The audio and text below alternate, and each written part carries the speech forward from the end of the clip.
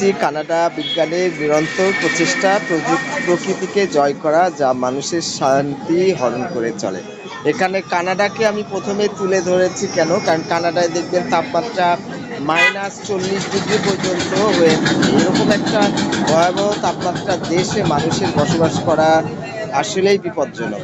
আমার ধারণা যে 100 বছর, 200 বছর বা 500 বছরের মধ্যে কোনো এক সময় একটা বিপদ হতে পারে কানাডায়, যদি সেই সিস্টেম এসি ডিসি এসির যে সব ব্যাপারটা বাসায় কি করে, অনেক তাপমাত্রা বাড়িয়ে রাখে, ফলে ঘরের মধ্যে তারা স্বাভাবিক তাপমাত্রায় চলাফেরা করে, কিন্তু বাইরে যখন যায় তখন গাড়িতেও কিন্তু এয়ার কন্ডিশন ব্যবহার করে। কিন্তু যদি কেউ বাইরে বেড়াতে চায়, সেক্ষেত্রে যে তাপমাত্রা সেটাও ভয়াবহ, -40 ডিগ্রি পর্যন্ত আসতে পারে। তাই আমি বলেছি যে বিজ্ঞানের নিরন্তর প্রচেষ্টা প্রকৃতিকে জয় করা।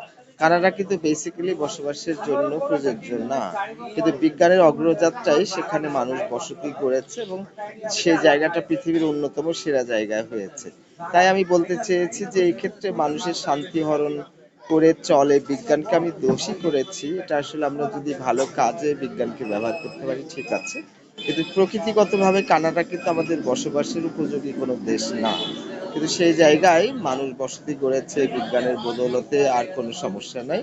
তবে কোনো কারণে বিদ্যুৎ বিভ্রাট হতে পারে, সেটা 100 বছরে, 200 বছরে, 500 বছরে।